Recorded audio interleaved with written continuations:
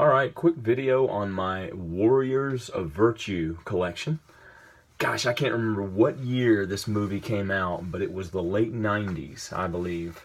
I was in grad school, and I remember seeing a preview for it and thinking, that looks incredibly cool. Of course, nobody else even knew about it. So I just went to the theater by myself, saw it, liked it a lot, thought it was very creative. It was kind of a new, fresh take, not a Ninja Turtles rip-off like some people thought it would be with Kangaroo people, but sort of based on the Chinese religion of the Tao, of the way of China and the path. And a lot of mysticism tied into there, a lot of Taoism tied into there. Key theme was, for the powers of the 5 roos. The 5 Kangaroo warriors were the elements of wood, metal, fire, water, and wood, metal, fire, water, and what was the other one? Wind, air, I guess, was the other one. So yeah, it was really good. If you haven't seen the Warriors of Virtue, check out the movie. And then I was really surprised. After, I think it was that same day after the movie, the theater was right across from Toys R Us. Went over to Toys R Us, they had all the figures, and I was like, I didn't even know there was going to be figures, because back then I didn't, have the internet or use it much if I did. So yeah, so I just bought them up because I had liked the movie, and I thought these would be good to collect. So I snatched them up. Don't think that anything much ever came of it. It's kind of a forgotten film. And the toy line's kind of forgotten. You don't ever see collectors clamor for or go after Warriors of Virtue. I guess they're pretty cheap on the secondary market, I would imagine. So I'm just going to go and walk you through. I don't remember all the names. It's been a while since I've seen the film. I need to watch it again. But I'll start with the bad guys. You get Komodo. He was the main human bad guy. And it was a little strange. Komodo in the film. So there was Earth. There was our world, Earth. And then there was the world of the Tao, which was a fantasy world where the Roos lived, and Komodo was this tyrannical despot, ruling and taking over with evil, dark magic. And then at the end of the film, they defeated him, and he became this person who was like, where am I, and what happened to me? And he wasn't evil anymore. I never quite understood where they were going with that, but he's pretty cool. These guys have 5-6 points of articulation, shoulders, hips, neck, waist, for the most part. So, not super articulated, but for what you get, pretty good. And very playable with, pretty much any 5-inch action figure line. These guys were kind of weird. The only names I remember are Doulard and Grillo, I think. Doulard and Grillo. And they all had Fu Manchu and bald heads, and I wondered if they were, supposed to be considered some kind of clone or something. This guy's same thing. They didn't, there was a lot of mythos in Warriors of the Virtue, the movie, that just didn't get explained. It was a 2-hour film, and they probably didn't have time to flesh out everything they wanted to do. Obviously, like a lot of films, I think they had hoped it would be a hit, and they could do more films based on that world. But sadly, that was never the case. There was a sequel. I did not know anything about the sequel till it was, I guess, on TV or something one day, and I caught it, and I thought, wait a minute, what is this? And I heard some of the same names and everything, and it was disappointing because the Roos became human, and they weren't the Kangaroo people anymore. So it was, obviously budgeted down for straight-to-video or HBO or something. This is, I have no idea her name, can't remember, but she's sort of the evil Lyn of Warriors of Virtue. She was the dark witch that helped out the bad guys or whatnot. She was pretty bad in the film. And there's another one of the soldier guys, Doulard and Grillo, and there's another name. I can't remember them all. But yeah, pretty good. I mean, you get your evil henchmen for the Roos to fight. This was Alicia.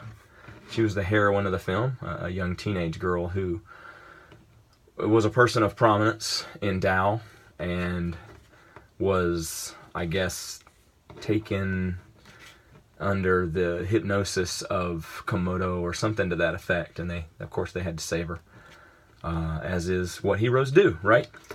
But she was good. This is Master Chun, I believe it was. He's the Obi-Wan, he's the Yoda, he's the powerful Kung Fu master of the Warriors of Virtue. He's the one who trained the Roos. And always good to have one of these guys in your collection, just a wise Kung Fu master. You know, he could definitely go toe to toe with the Ninja Turtles. This was Mudlap. He was a traitor.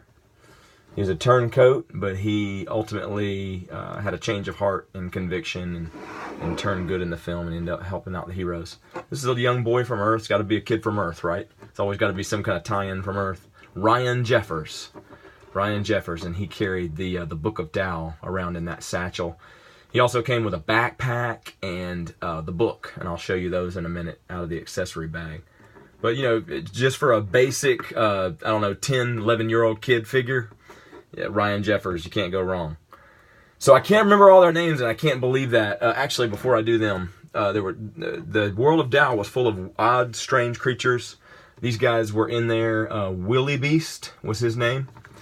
Willie Beast. They lived in this really cool village with trees and running water, and just the cinematography for this movie was fantastic.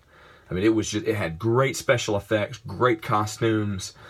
It felt like a real place, and it's just very imaginative. I put it on par with great films like the Never-Ending Story and just how creative it was. Really, really liked it.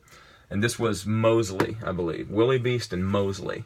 And one is a, I guess Willie Beast was a, what do you call these guys? Like a wildebeest type beast, and this was a rhino guy, of course.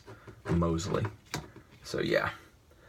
Alright, so let's talk about my favorite guys, the Roos.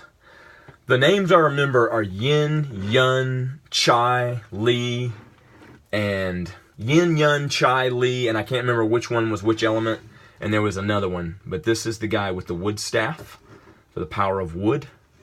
These are just really cool. If you just got the Roos, they are great to have in any collection to display, because they're just really fantastic figures. Love the Roos. I'm going to move these guys over so you can just end up with a display of the Roos. So much fun. And man, the way they moved and did Kung Fu in the film, it was fantastic. It was just really cool. Excuse me. I'm OCD about dropping my figures and always worried that I'm going to lose something or not get something. So yeah, here's one of my, this is probably my second favorite. He was the Roo with the power of metal. He could not talk. I remember he was the only one who was silent. You always think of Snake Eyes and warriors like that. But he had these metal rings and he would whip them around. It was super, super cool. All of these guys would just go to town with their tail too. They would flip up in the air and take out 4 or 5 bad guys with their tail and, you know, punch, kick, throw their weapons. It was neat. One of my big disappointments with when I was a kid, Ninja Turtles Secret of the Ooze, the second movie, was just how seldom they used their weapons. And these guys used the hound out of their weapons, and I thought that was really cool. This is, I think she's maybe wind. She's air. And she uses a sort of a bamboo type sword. She's the only female on the Roos, but she was really cool. This is the Fire Roo. He had this really cool weapon. It was like almost like a whip type thing. Reminded me a little bit of Tiger's whip from Thundercats. And it had these fires that would spark on the end of it. So that was pretty awesome. Yeah, the Roos. Let me see if I can get them all together for you. And the main guy. Let me see if I can pull these guys back. One of the great things about these figures is because of their tails, they display really well. They balance really well. This is the main guy. I think this was Yun. Yun was the outcast. He had left for a sense of failure because the dark forces had taken over Tao. And a lot of the story was about bringing him back into the fold and him being redeemed. And, you know, getting his sword back. He's got this icy water sword that's sort of a yellowish color, which I love the sword. I just think that's an amazing weapon for any action figure. I love the character of Yun. He was the most endearing part of the film, and I'm glad that they spent so much time. Like, it was a really good story. It had great kung fu in it, had great special effects, had great action, but it's just a good story, a well-told story, and a well-filmed, greatly directed movie. I liked it from beginning to end, so highly recommend Warriors of Virtue. Highly recommend the toy line, Warriors of Virtue. Many of you may have a set of Ninja Turtles, but do you have Kung Fu Kangaroos, my friends? Get you some. Thanks.